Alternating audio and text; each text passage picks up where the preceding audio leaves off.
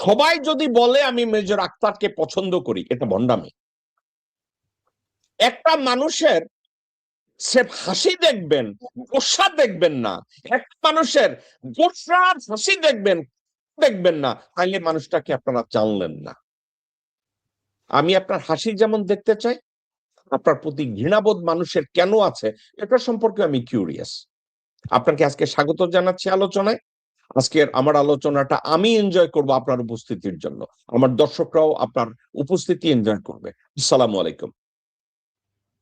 আসসালামু আলাইকুম জেকব ভাই, আসসালামু আলাইকুম। আপনার অগণিত দর্শক শ্রোতা থেকে আপনার এই বহুল প্রচারিত অনুষ্ঠানে আমাকে কথা বলার সুযোগ দিয়েছেন, তার জন্য আমি আপনাকে অনেক অনেক শুকরিয়া আদায় করছি। আপনি ভেরি ইন্টারেস্টিং সাবজেক্ট দিয়েছেন, একটা রেফারেন্স দিয়েছেন চেকোস্লোভাকিয়া। ফরচুনেটলি চেকোস্লোভাকিয়ার সঙ্গে আমার একটা সম্পর্ক ছিল। আমি যখন প্রথম বাংলাদেশে পোল্ট্রি ফার্ম করার চিন্তা করলাম ইন দ্য ইয়ার অফ 1986, আমি ব্যাংককে গেলাম একটা ট্রেড ফেয়ারে। ওখানে এই সব আমেরিকান ব্র্যান্ড, ফ্রেঞ্চ ব্র্যান্ড মুরগির বাচ্চা কেউ বিক্রি করবে না বাংলাদেশে। আর বাংলাদেশের মানুষ তখন ওই পোল্ট্রি মুরগি খায় না, ডিমও খায় না। তখন ওই চেকোস্লোভাকিয়ার একটা ফার্মের সঙ্গে আমার কন্ট্যাক্ট হলো। কেউ 20,000 নিচের ডিম বিক্রি করবে না, ডেওল চিক্স বিক্রি করবে না। আপনি জানেন যে পোল্ট্রি মার্কেটটা ইন্টারন্যাশনালি আমেরিকান ডমিনেন্ট, প্রায় 66% মার্কেট আমেরিকাতে, আরবান একার্স এন্ড দিস কোম্পানিগুলা করে। তো ওখান থেকে আমি 2,000 মুরগি বাচ্চা আনলাম এবং তারা খুব টাইমলি ওখান থেকে শিপমেন্ট করলো, পাইলাম। এটা দিয়ে আমি শুরু করলাম, নাম ছিল ডোমিনেট ব্র্যান্ড। তখনও চেকোস্লোভাকিয়া আলাদা হয় নাই, তখনও দেওয়া কমিউনিস্ট পার্টি, কমিউনিস্ট কান্ট্রি। আমি কেন বললাম, আমি পরে ওই চেকোস্লোভাকিয়াতে গিয়েছিলাম, হাঙ্গেরিতে গিয়েছিলাম। বুদাপেস্ট থেকে আমি ট্রেনে করে প্রাগে গিয়েছিলাম।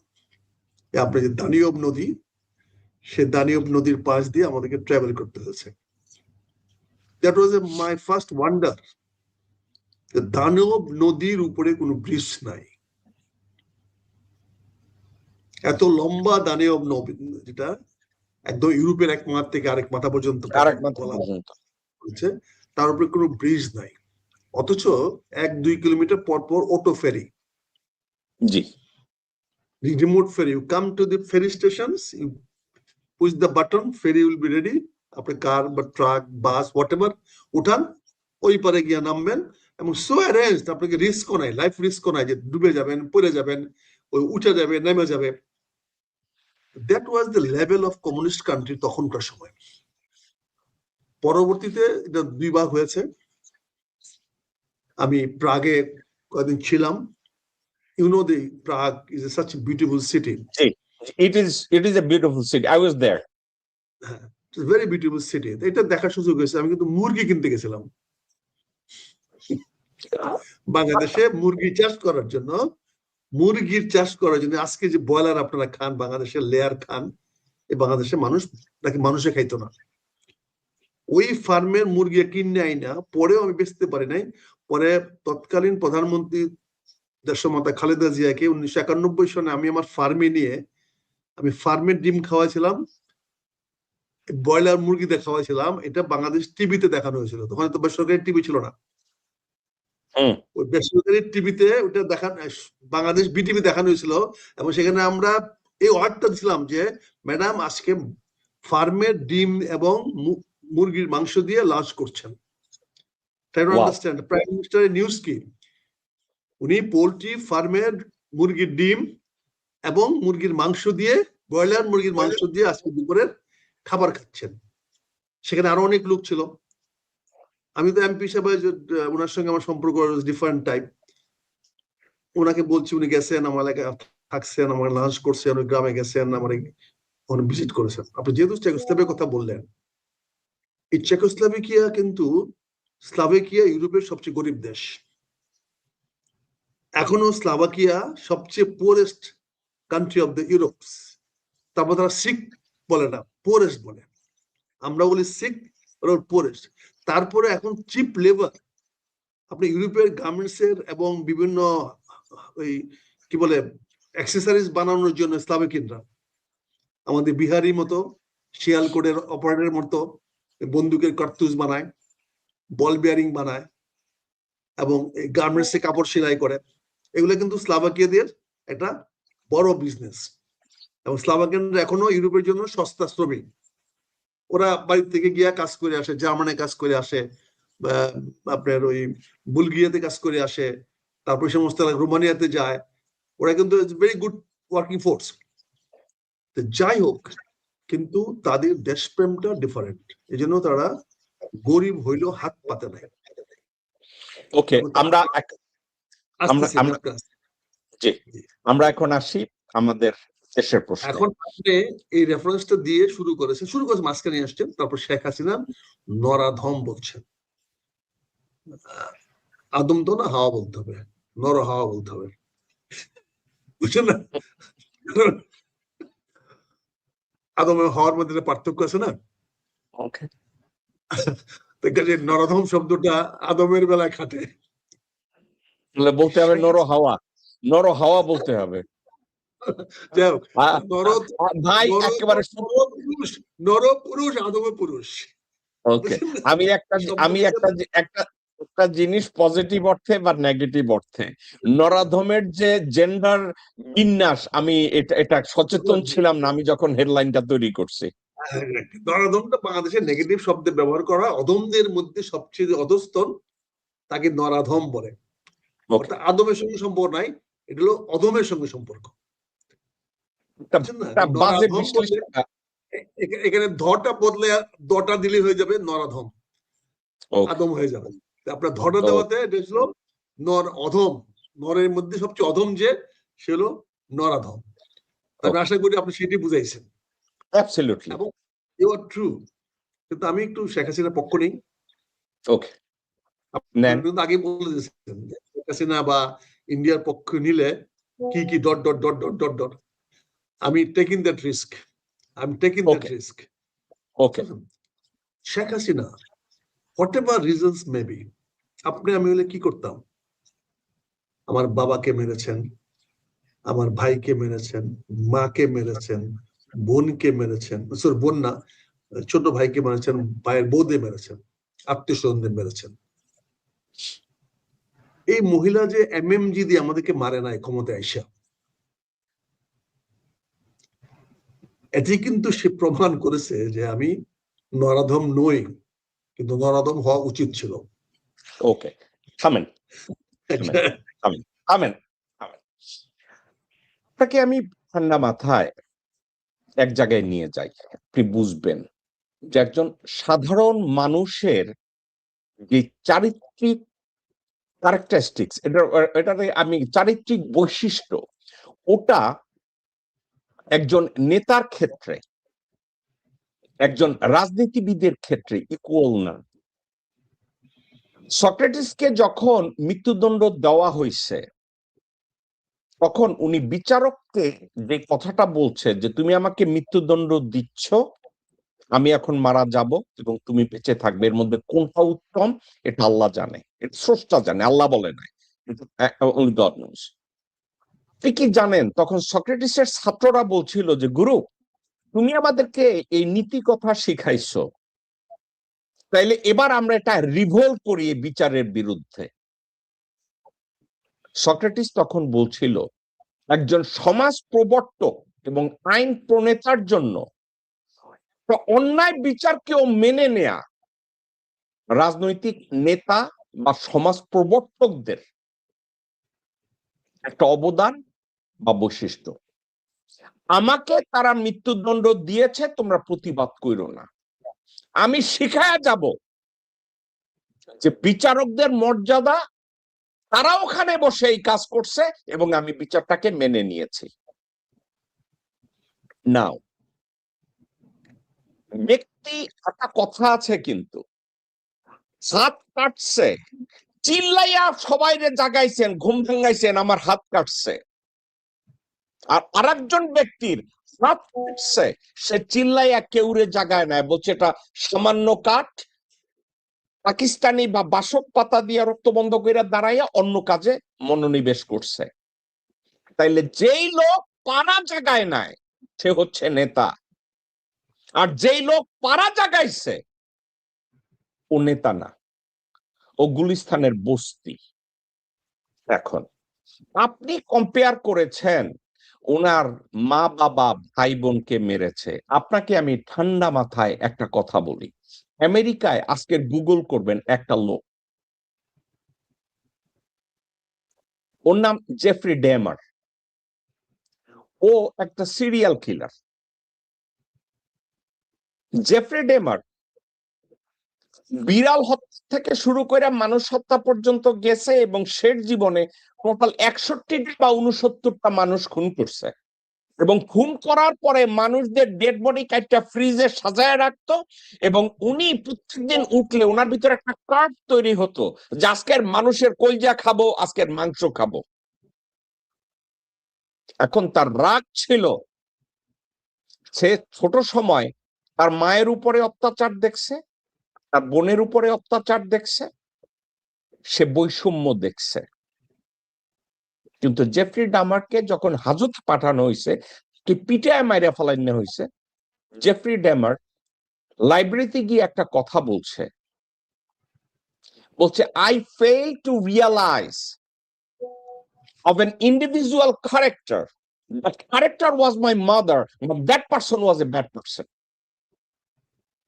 My mother did something bad to the others.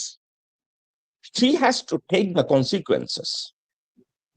I should not blame the world. আপনি হাসিনাকে যদি তুলনা করেন যে আপনি সে মেশিন গান দিয়ে আপনারে আর আমারে মারবে, then Hasina is not a leader. আপনাকে মেনে নিতে হবে ও তাইলে XYZ ব্যক্তি। হাসিনা যদি এটার উপরে দাঁড়াইতে না পারে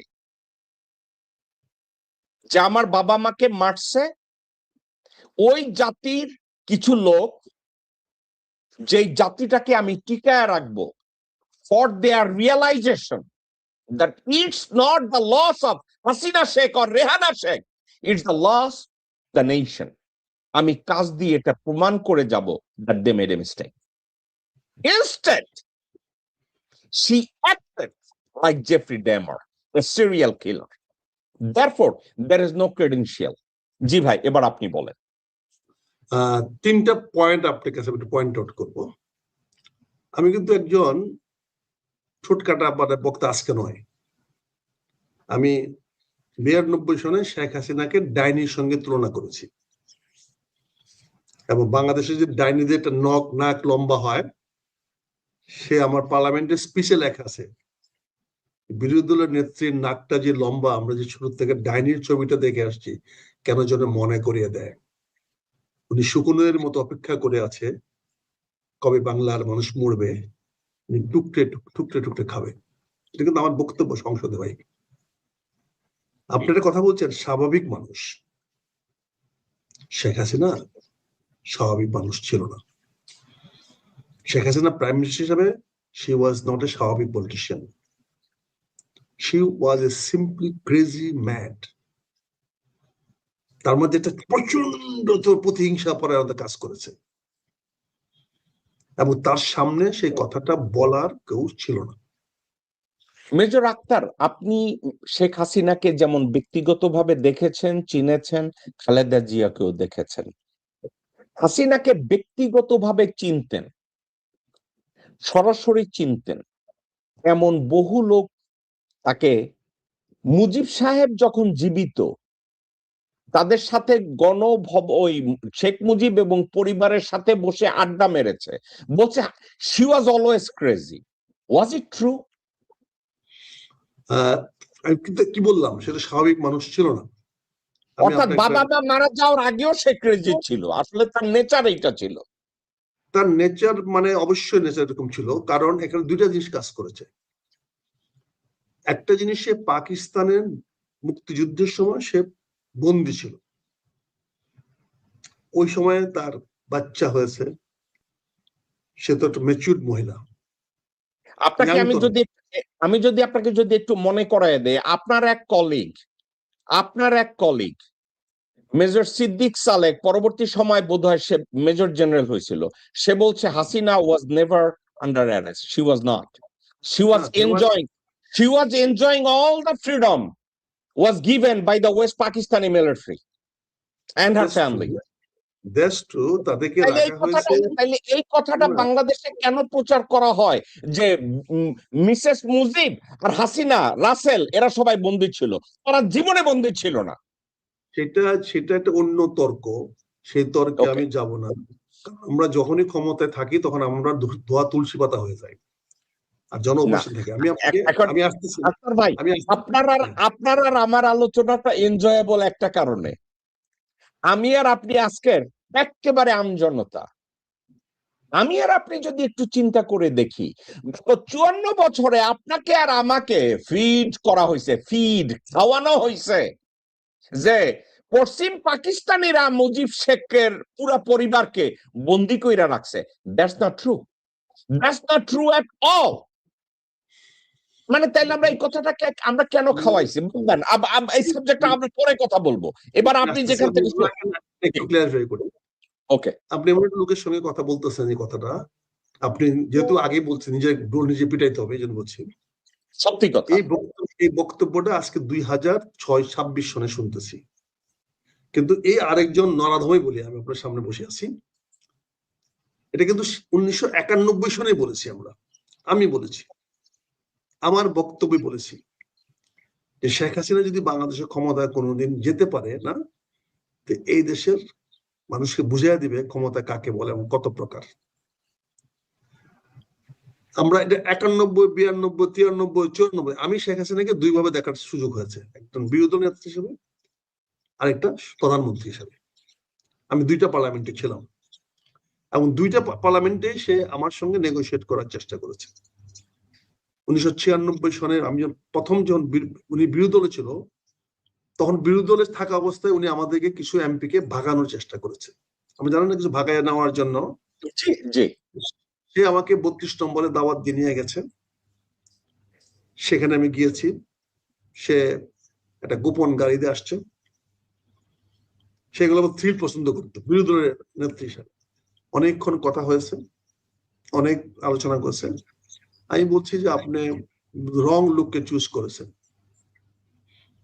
আমি বঙ্গবন্ধুর ভক্ত, যেহেতু আমি 71-এ মুক্তিযুদ্ধ করেছি, আমি জাতির পিতা মানি, আমি জয় বাংলা বলেছি। ইট ডাজন্ট মিন আমি আওয়ামী লীগ করি বা আওয়ামী লীগ করব, কারণ আমি আওয়ামী লীগের ছিলাম না, ছাত্রলীগেরও ছিলাম না। কাজে আপনাকে আমার ছাত্রলীগ আওয়ামী লীগ বলে ইমপ্রেস করা কিছু নাই। আমি কখনোই প্রশ্ন উঠে না আপনার দলে আসার। এনিওয়ে, জিনিসটা তিক্ততা যায় নাই, এটা উনি ভালোভাবে নিয়েছেন। আক্তার ভাই বেয়াদবি নিবেন না। আপনার কাছে তখন কি একটাবার মনে হয়েছে যে মুজিবের মেয়ে এই মুহূর্তে বিরোধী দলীয় একজন নেত্রী, সে অন্য দলের লোকজনদেরকে ভাগায়া নেওয়ার মতো একটা অনৈতিক কাজে লোকজনদেরকে ইনভাইট করে? আপনার কাছে কি এটা নীতি বিবর্জিত অনৈতিক এক হারামজাদির কাজ এটা মনে হয়েছে কিনা? আমি এই কথাটাই উনাকে বলেছি যে আপনি এই অফারটা যে আমাকে দিলেন, আপনার প্রতি আমার যে সম্মান শ্রদ্ধা ছিল এটা নষ্ট হয়ে গেছে। বিঙ্গো ভাই, আমি ওনার মুখের বলছি, সাক্ষী আছে, বলেছি। এটা বলে ওনাকে আমি দ্বিতীয়বার দাওয়াত দেওয়ার সুযোগ করে দিলাম, মনে হলো আমাকে পরে। উনি প্রধানমন্ত্রী হওয়ার 6-7 মাসের মাথায় তখন বাংলাদেশে একটা খবর ছড়াচ্ছে যে অনেক এমপি চলে যাচ্ছে আওয়ামী লীগে। কারণ আপনি জানেন যে বিএনপির বেশিরভাগ লোকই ছিল দল ছোট লোক। 91 আমরা যারা ক্ষমতায় আসছিলাম অনেকে দল ছুট হয়ে আসছিলাম। তখন উনি আমাকে ডেকে বঙ্গভবনে নিয়ে গেছেন, আমাকে দাওয়াত দিয়ে। আমার সিও ছিলেন জেনারেল হালিম, আমার কমান্ডিং অফিসার ছিল যখন চাকরি করছি, উনি তখন ডিজিএফ এর চিফ ছিলেন। উনি আমাকে নিয়ে গেলেন। কারণটা হলো বিএনপি লাগাতার সংসদ বয়কট করছিল। আমি বলছিলাম সংসদ বয়কট করাটা আমরা সংবিধানকে ভায়োলেট করতেছি, কারণ জনগণ আমাদেরকে সংসদে প্রতিনিধিত্ব করার জন্য পাঠিয়েছে। সংসদ বয়কট করার, পদত্যাগ করার অধিকার আমাদের নাই। আর যেখানে আর্টিকেল 70-তে বলা হয়েছে পদত্যাগ করলে, এমনকি দল থেকে পদত্যাগ করলে সেখানে আমার সদস্যপদ চলে যাবে, সেখানে সংসদে না যাওয়াটা হচ্ছে জনগণের সঙ্গে বিশ্বাসঘাতকতা। ফলে আমি সেই সংসদে গিয়েছিলাম। তখন তিনি আমাকে দাওয়াত দিয়ে ওনার বাসায় নিয়ে গেছেন। মানে প্রায় 1 থেকে 1 ঘন্টা 10 মিনিটের মতো কথা হয়েছে। ওনার ছেলের জন্য কই মাছ রান্না করেছিলেন। উনি প্রাউড করে বলছে, কই মাছটা রান্না করছি আমি, চলো তোমায় খাওয়াই দিই। উনি নিজে বসে টেবিলে বসে পরিবেশন করে আমাকে খাওয়াইছে, কিন্তু আমাকে মন্ত্রী বানাতে পারে নাই। মন্ত্রী বানাতে পারেন, আল্লাহকে শুকরিয়া। আমি কই মাছ খেয়েছি, কিন্তু তার মন্ত্রীর পদ আমি নেই নাই। আমি আইসে দেশের মাথা খালেদা জিয়াকে বলছি, ম্যাডাম আজকে তো কই মাছ খেয়ে আসছি, আর মন্ত্রী পদটা ছেড়ে দিয়ে আসছি।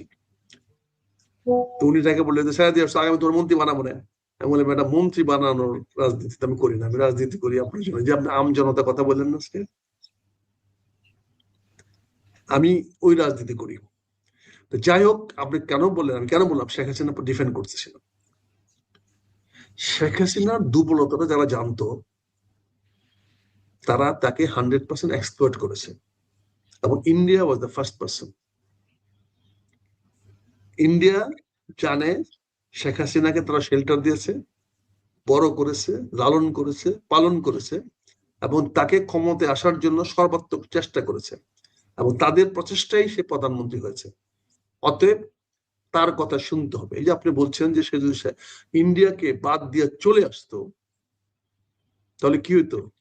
ওই হইতো যেটা বঙ্গবন্ধু বেলা হয়েছে, ওইটাই হইতো যা শহীদ রাষ্ট্রপতি জিয়া রহমানের বেলায় হয়েছে। আপনি কি মনে করেন দুজনকে অন্য কেউ হত্যা করেছে?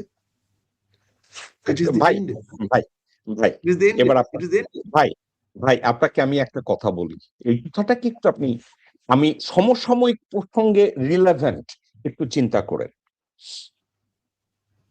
এমন অবস্থা হইছে যে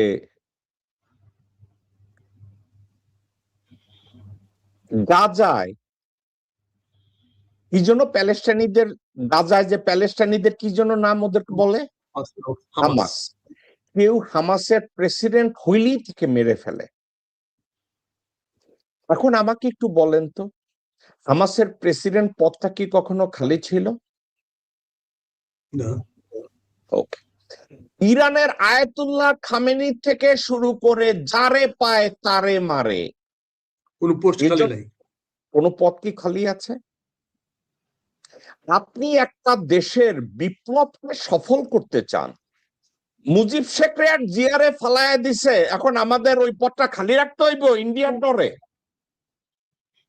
তাইলে তো ভাই আপনি, না না না না ভাই, আমি আমি আমি আপনারাই কইতেছি না, আমি বাংলা, আক্তার ভাই, আমি আর আপনি যখন কথা বলি, আমি 1 সেকেন্ডের জন্য ভুলে যাই না যে আপনার বাপের নাম মুজিব শেখ না, আর আমার মায়ের নামও খালেদা জিয়া না, আমি এটা ভুলে যাই না। আজকের আমরা আমজনতা, ইন্ডিয়া মারছে আমাদের 2 জন রাষ্ট্রপতিকে। আপনার কাছে মনে হয় না যে হাসিনা শেখ যদি ফ্রম ডে 1 বলতো যে ওকে আমি গুপ্ত, ভারতের সাথে তাল মিলাইছি for the sake of the survival of my sister and my children, আমি যেদিন বাংলাদেশের প্রধানমন্ত্রী হইছি সেদিন ধীরে ধীরে ধীরে ধীরে আমি আমার একটা স্বতন্ত্র পরিচয়কে আমি অ্যাডপ্ট করব, ইন্ডিয়াকে আমি যেখানে আমার ব্যালেন্স পলিসি থাকবে আমি হ্যাঁ বলবো, আর যেখানে ইমব্যালেন্স পলিসি আছে আমি মুখের দিকে তাকাইয়া কোনো তর্কে যাব না, আমি ঠান্ডা মাথায় বলবো নো। আপনাকে আমি একটা উদাহরণ দেই, আবার আপনি যদি বুঝেন একটু শেষ করতে দেন মাথা দুলানোর আগে। লি কুয়ানকে নিকিতা ক্রুশচভ ইনভাইট করছে, লি কুয়ানকে মাও জেদুং ইনভাইট করছে, লি কুয়ানকে জার্মানিতে ইনভাইট করছে, লি কুয়ানকে কোরিয়ায় ইনভাইট করছে।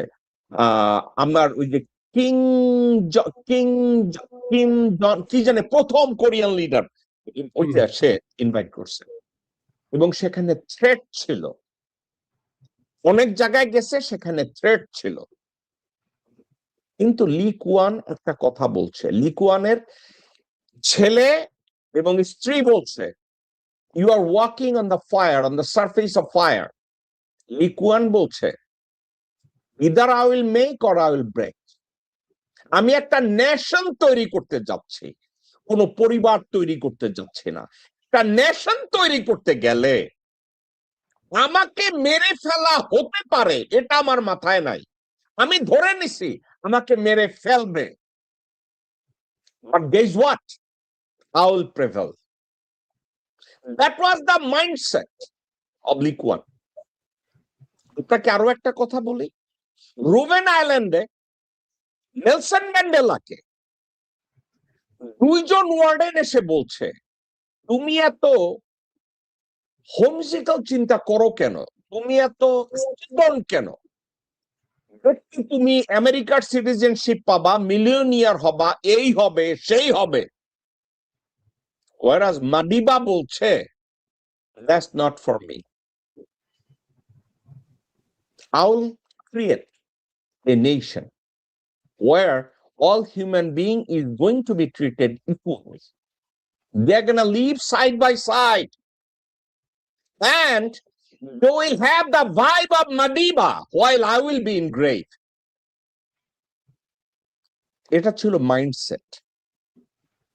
আমি আপনাকে যা বলছি এটা কোনো বানোয়াট গল্প না, এগুলো ইতিহাস এবং আমরা ওখান থেকে শিক্ষা নেই। আমরা যদি ওখান থেকে এই শিক্ষাগুলো নেই আক্তার ভাই, আপনি নেন। আমি আপনার ইংলিশ লেখা আর্টিকেল পড়েছি, আমি যখন আপনার লেখা আর্টিকেল পড়ি আমার মাথার মধ্যে ঢুকেছে বাংলাদেশের একজন মানুষ এত ভালো আর্টিকেল লেখে, তাও আবার ইংলিশ লিটারেসি দিয়ে, ইংলিশ ল্যাঙ্গুয়েজ দিয়ে। কই ভাই, আমি তো বাংলাদেশে আমি লোকজনদেরকে তো এই অ্যাপ্রিসিয়েশন দেখি না যে এই লোকটা মেজর আক্তার সে ইংলিশ আর্টিকেল লেখে, আমি তো দেখি না রে ভাই। এখন কথাটা হচ্ছে এই, আমি যদি আপনাকে বড় করতে না শিখি আমাকে আমার পরের জেনারেশন বড় করবে কেন আক্তার ভাই? আমার দেশের রাজনৈতিক নেতারা যদি লি কুয়ান না হয়, ম্যান্ডেলা না হয়, নিদেন পক্ষে ভাচলাভ হাভেল না হয়, তাহলে আমরা কাদেরকে নিয়ে বলি যে আমাদের রাজনীতিবিদ আক্তার ভাই? কাদেরকে বলি বলেন ভাই, আপনি কি বলছিলেন? বাংলা একটা সুন্দর কথা আছে, কোথায় আগরতলা আর কোথায় চোখের তলা। ইতিহাস বড় নির্মম। চায়নার নাকের ডগায় তাইওয়ান টিকে আছে, আমেরিকার নাকের ভিতরে কিউবা টিকে আছে, আমরা ভারতের পেটে থেকেও টিকে আছি। আরেকটা কথা, এখানে এক তফাৎ আছে ভাই, আপনাকে আমি ঠান্ডা মাথায় বলি, এই কথাটা কিন্তু আপনি কিন্তু পরে একটু চিন্তা করেন, আমি আর আপনি এটা নিয়ে কথাটা কন্টিনিউ করব। আপনি জানেন যখন হুভার ড্যাম তৈরি করে, হুভার ড্যাম যখন তৈরি হয় মেক্সিকো অ্যান্ড আমেরিকার মাঝামাঝি হুভার ড্যাম তৈরি করে, তখন একটা কথা আছে, কথা আসলো, জিওলজিস্টরা বলল যে হোয়াট ইফ মেক্সিকানদের ওয়াটার শর্টেজ হয় এগ্রিকালচারের জন্য, ওয়াটার শর্টেজ হয় পানি খাওয়ার জন্য, সেক্ষেত্রে আমেরিকার কি ভূমিকা থাকবে? তখন বলছে এটার জন্য কনস্টিটিউশনে একটা ল তৈরি করা হোক, যেটা স্ট্যান্ডিং ল হিসাবে কনস্টিটিউশনে অ্যাডাপ্ট থাকবে, যে কোনো মুহূর্তে যে কোনো সময় মেক্সিকোর পানি দরকার হলে আমেরিকা ওটা দিতে বাধ্য থাকবে। এখন মেজর আক্তার আপনাকে আমি বলি, লিন্ডন বি জনসন আমেরিকার প্রেসিডেন্ট, মেক্সিকোতে ওয়াটার ক্রাইসিস হলো, মেক্সিকান লিডার কোন একটা কারণে আমেরিকার প্রেসিডেন্টের সাথে দ্বিমত হয়েছে, এটা রাগ হিসাবে লিন্ডন জনসন বলছে ওদেরকে পানি দেব না। মজার কথা, আমি নিউ ইয়র্ক টাইমসের পোস্টে আমি হিস্ট্রিক্যালি ঘেটে দেখেছি ভাই 69 ওই সময়টায় ওয়াশিংটন ডিসিতে 31,000 মানুষের সমাবেশ হয়েছে এবং তাদের ভিতরে স্প্যানিশ ছিল না, ব্ল্যাক ছিল না, সব সাদা। কইছে আমরা পানি দেওয়ার কথা বলছি, পানি দেওয়া হলো না কেন? আপনাকে আমি বলি মেজর আক্তার, আধা ঘন্টার ভিতরে লিন্ডন বি জনসন বলছে মেক্সিকোকে পানি দেওয়া হোক, বাধ্য হলো। আর 1975 সালে মুজিব শেখ 2 ঘন্টার জন্য ফারাক্কার গেটটা উদ্বোধন করার জন্য সময় দিছিল। কেউ বলে 4 সপ্তাহ, কেউ বলে 5 সপ্তাহ, কেউ বলে 9 সপ্তাহ, কিন্তু বিএম আব্বাস এটি ব্যক্তি জেকব মিল্টনের সামনাসামনি মিটিং এ on the presence of general Amjad, general Shitu and rear admiral Mosharraf Hossain Khan বলেছে 2 সপ্তাহ।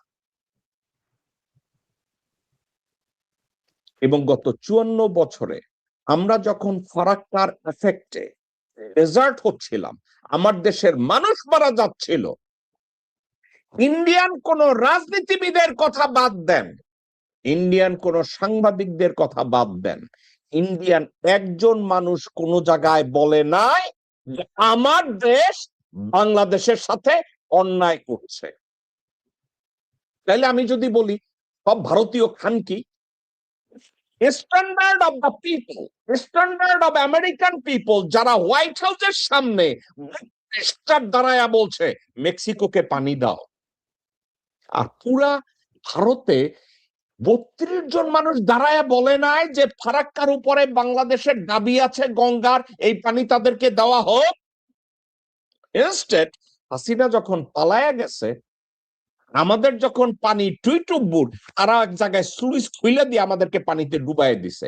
Do you understand the difference of standard of the mindset of America and India? এই মাদারফাকারদের আপনি বলবেন ওরা মানুষ হিসাবে ওরা গণ্য? এদিকে তো মানুষ হিসাবে আমি গণ্য করি না। গতকালকেও আমার ওয়াইফকে বলতেছিলাম, আমি পশ্চিমা যারা আমার দেশ থেকে, আমার পশ্চিমে যারা আছে তাদেরকে আমি আমার বন্ধু মনে করি না। আমি জাতিগতভাবে, জন্মগতভাবে বাংলার মাটি থেকে আমি মনে করি না, আমি পণ্ডিতকে আমার আপন মনে করি না, খানকেও আপন মনে করি না, আমি চৌধুরীকে আপন মনে করি না, ভট্টাচার্যকে আপন মনে করি না। তারা লুটেরা, তারা আমার বাংলার মাটিতে লুটতে আসছে, কিন্তু কথাটা বলতে পারি নাই। আপনি ফারাক্কার জন্য আমি প্রোটেস্ট একটা বক্তৃতা দিয়েছিলাম দিল্লির সার্ক পার্লামেন্টে, এবং সেখানে আমি একটা থ্রেট দিয়েছিলাম যে তুমি যে ডিনারে দাওয়াত দিয়েছো ওই ডিনারে তো আমি যাব না, কারণ তোমার পানি উন্নয়ন মন্ত্রী হল ডিনারের হোস্ট। এই ভদ্রলোক আমার ফারাক্কা 44 লক্ষ লোককে পানি দিচ্ছে না, তোমার ডিনারে আমি পানি পাবো কি আমি জানি না, কারণ আমি ডিনারে যাব না। দেখেন, হোটেল তাজে স্টেট ডিনার, এটা অনেকেরই ড্রিম। আমার ওয়াইফ এবং 2 জন বাচ্চা সহ আমরা গেছি, আমি সেই ডিনারে যাই নাই।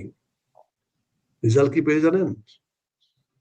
বাংলাদেশ আসার পরে আমার লাল পাসপোর্ট সিজ হয়েছে এবং বলা হয়েছে আমি যেন কখনো ইন্ডিয়া না যাই।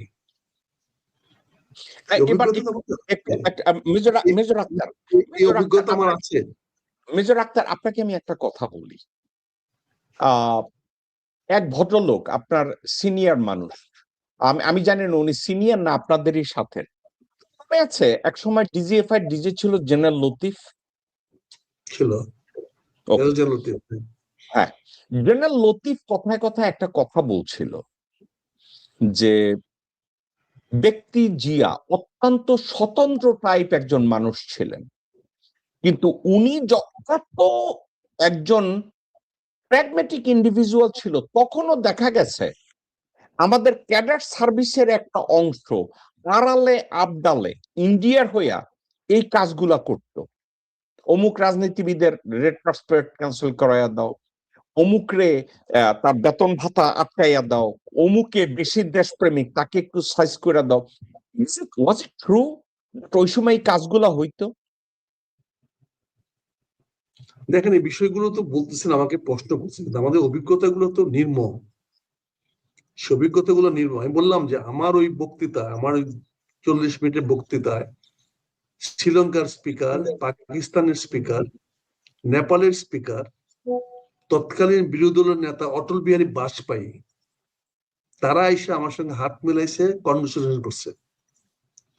আমি বক্তৃতা দিয়ে আমার পোডিয়াম থেকে আমার আসনে যেতে আমাকে 7 মিনিট সময় লাগছে, মানে নেক্সট বক্তা শুরু করতে পারে নাই।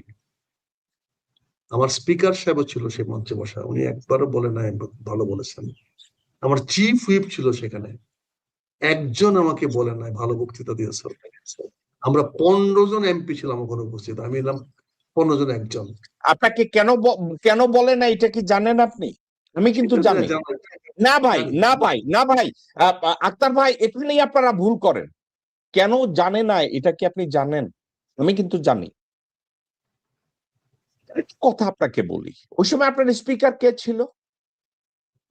মারা গেছে ভদ্রলোক, বললাম না, কে ছিল গোলাম স্পিকার হাফিজ। বললাম। গোলাম হাফিজ না, না, কে ছিল? কে ছিল একটু বলেন ভাই। শেখ জমিরুদ্দিন সরকার?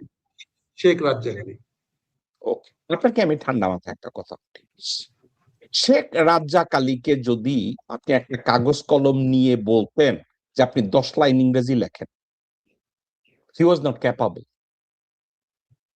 তাকে একটা সাদা কাগজ কলম দিয়ে যদি রাজ্জাক আলীকে বলতেন আপনি ফরেন পলিসির উপরে 10টা লাইন লেখেন, হি ওয়াজ নট ক্যাপাবল। তাকে যদি ওয়াটার ক্রাইসিস অফ গাঞ্জেস এটা নিয়ে 5টা লাইন লিখতে বলতেন, he was not capable. Major Akhtar, এই কথাগুলো আপনাদেরকে বলতে হবে।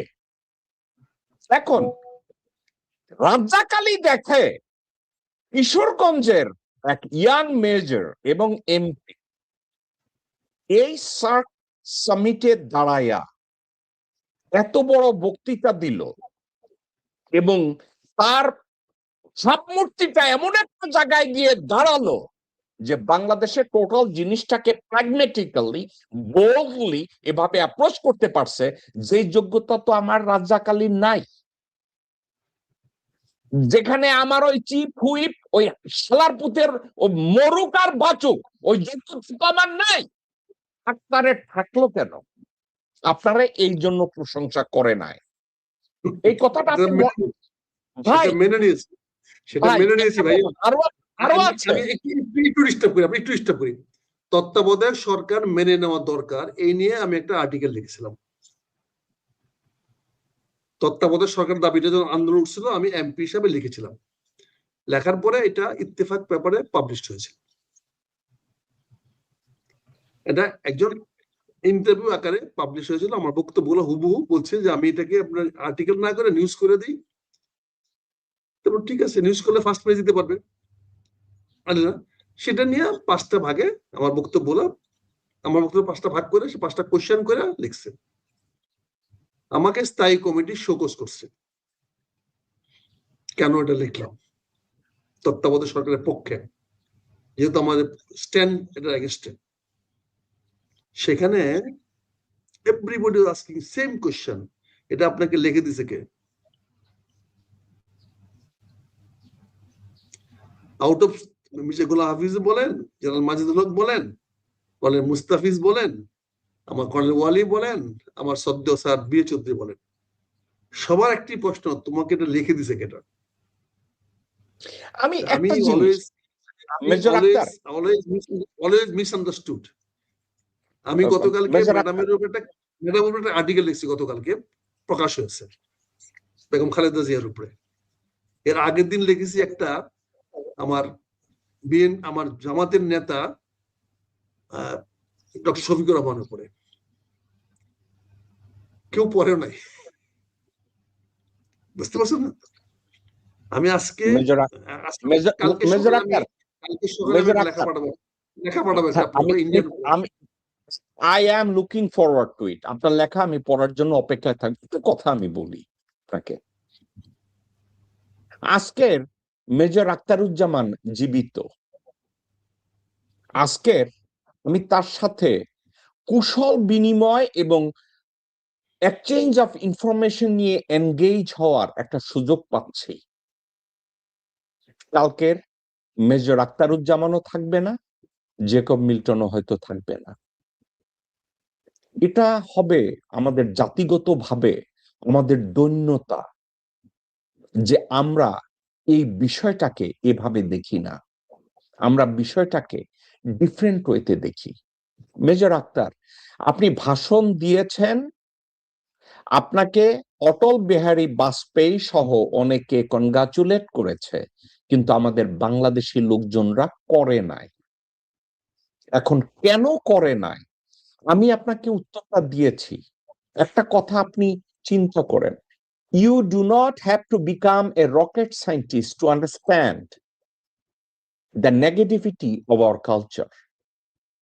আপনি আজকের বাইরে গিয়ে এক লাইন ইংরেজি বলবেন, আপনার পাশে অ্যাডভোকেট ফজলুর রহমান বলবে, তার ইংরেজি ফুটায় আমার সামনে। এখন আপনি যদি ঘুরে বলেন, ফজলু ভাই আমি তো ইংরেজিটা বলছি, আপনিও এক লাইন বলেন, বলতে পারবে না। এখন সমস্যাটা ওখানে, যে পারবে আর এক লাইন ইংরেজি বলতে, সে কিন্তু আপনাকে ক্রিটিসাইজ করবে না ইংরেজি বলার জন্য। আমাদের দেশের এই যে সোশ্যাল মিডিয়ায় লোকজনরা আপনাকে গালি দিবে, আর একজনকে গালি দিবে, আর একজনকে গালি দিবে, এই গালিগুলা কারা দেয় জানেন? দে আর নট ইভেন কোয়ালিফাইড। আপনি কি বলেন, they cannot even fathom to understand exactly what Major Akhtar is preaching. এটা নাই। However, আরেকটা কথা আপনি বলছেন, এর চেয়ে চরম দুর্ভাগ্য আর নাই। আপনার একটা আর্টিকেল আমি যখন পড়ি, বাংলায় একটা আর্টিকেল আমি পড়ছি আপনি কোনো একটা জায়গায়, বাই দ্য ওয়ে মজার কথা, আপনি যে ইত্তেফাকের যে আর্টিকেলটার কথা বলছেন আমি এটা পড়ছি। এখন আপনাকে আমি একটা কথা বলি, একজন সাংবাদিকদের লেখা আর ব্যক্তি মেজর আখতারুজ্জামানের লেখা, এই মেজর আখতারুজ্জামানের লেখাটা আমি কেন পড়ছি? আমি কিন্তু ভাই, আমারে অনেকে বলে, আমার বোন বলে, আমারে যারা চিনে তারা বলে যে ভাই you have a peculiar character. I don't, as a matter of fact I have a normal character. হ্যাঁ, এটা বলতে পারেন। আমি যদি একটা আর্টিকেল পড়তে যাই, আমি আগে বুঝতে চাই এটা লেখককে, because I don't want to West my time. আমি সদরুদ্দি একটা আর্টিকেল লেখছে, এটার উপরে আমি ভাই 2 ঘন্টা নষ্ট করব না ভাই, I don't have that time. আমি যখন দেখছি মেজর আক্তারের লেখা পড়ি, আমি পড়ছি একটা কারণে, major Akhtar is in a position that he can give a fair opinion of the fact. সেখানে সে সাংবাদিকও হইতে চায় না, সেখানে সে হইতে চায় না, এবং সে সেখানে কোন সোল প্রস্টিটিউটও হতে চায় না। এই জন্য আমি পড়ছি, আমি ওখানে দোষের কিছু দেখি নাই। কিন্তু এই কথাটা মানুষকে বুঝানোর জন্য যে তোমার এই আর্টিকেলটা কে লেখা দিছে, এটা কি আমাদের কালচারাল দন্যতা, নাকি ব্যক্তি যারা এ ধরনের প্রশ্নগুলো করে তাদের অযোগ্যতা, এটা কোন, আর কি মনে হয়? এখানে আমি একটা জিনিস বলি, আমি আমার নিজের দুর্বলতাটা বলি। আমি ব্যাকরণ মেনে শুদ্ধ ভাষায় বাংলা কথা বলতে পারি না। আমিও পারি না। আমার গ্রামের কথা চলে আসে, আমি ওই শুদ্ধ ভাষাটা বলতে, শুদ্ধ শব্দটাই পারি না। প্লাস ইংরেজিতে তো আমি কথা বলতেই পারি না খুব, আমি অথচ সেই আপনি না, কিন্তু আমি লিখতে পারি, আমি পড়তে পারি, আমি লিখতে পারি, আমি পড়তে পারি।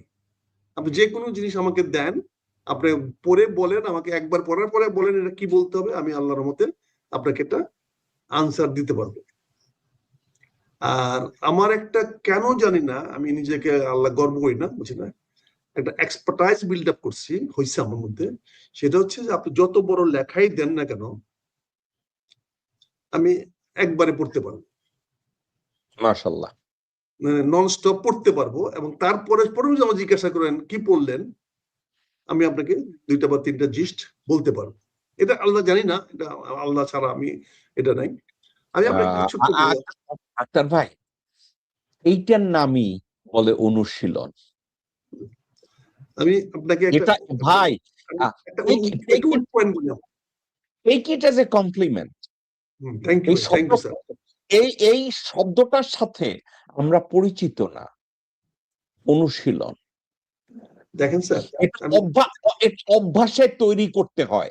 আপনার যেটা হইছে, আমি আপনার লেখাপড়ে আমি এটাই চিন্তা করছি যে এত নেগেটিভিটির মধ্যেও এই লোকটা এই ক্যারেক্টারটা বিল্ড আপ করছে। এটা তার কৃতিত্ব, এটা তার কৃতিত্ব। Thank you sir, thank you sir, thank you very much. আমি একটা ছোট্ট জিনিস বলি। আমি জামাত ইসলামে যাওয়ার পরে আমি দুইটা বিষয় দেখলাম যেটা আপনার ওয়েস্টার্ন ওয়ার্ল্ড জামাতের প্রতি আপনারা এন্টি। একটা হলো নারী মুক্তি, নারীদের ব্যাপারে কি বলা যায়, আর একটা হলো মডারেট পলিটিক্স। ফান্ডামেন্টাল নাম দিলে আপনারা এটাকে মনে হচ্ছেন। আমি এই দুইটা পয়েন্টকে খণ্ডন করার জন্য আমি একটা ছোট্ট একটা নিজের থেকে একটা অ্যাসাইনমেন্ট নিয়েছি। নিয়ে আমি ধরেন গত 2-3 মাস যতটুকু পারছি কোরআন শরীফ ঘেটে আমি একটা তথ্য বের করছি। আমি 25টি আয়াত কোট করে আমি এই পয়েন্টের জবাব দেওয়ার চেষ্টা করছি যে এই দুইটা পয়েন্টে আমার কোরআন শরীফ কি বলে, আল্লাহ কি বলেছেন, যে তুমি ফান্ডামেন্টালিস্ট না মডারেট বুঝছো। সেখানে আল্লাহ বহু জায়গায় বলেছে, আমি কোট করেছি যে আল্লাহ বলেছে যে তুমি তো অতীত থেকে শিক্ষা নেবা, ভবিষ্যৎ রচনা করবা, অতীতে আশ্রয় নিতে তোমাকে বলি নাই। নারীদের ব্যাপারে তো বলছি, নারী মানুষ, তার সকল অধিকার সমান। আমি কোরআনের আয়াত কোট করে আমি এটা বলেছি। একজন খুব বড় আলেম সাহেব, আমাদের জামাতে খুব বড় আলেম, আমাদের সূরা কমিটির একজন লোক, উনি এটা পড়া উনি আমাকে বললেন যে আপনি একটু সূরা হাজটা একটু 41 নম্বর আয়াতটা পড়েন। তাই বললাম ভাই পড়লে কি হবে, কি পাবো, কোনো একটা পড়লে একটু আপনি ক্লিয়ার হবে। আমি বলি সূরা 41 আয়াতটা বলি, আমি কিন্তু আরবিতে বলতে পারবো না, ইংরেজিতে বলতে পারবো না, কারেক্ট হয় কিনা আপনি দেখেন। তাই বললাম সূরা 41-এ পরিষ্কার আল্লাহ বলছে, 1 নম্বরে বলছে, আমি ওকে নেতা বানাই, নেতা সাব্যস্ত করি, এক যে সালাত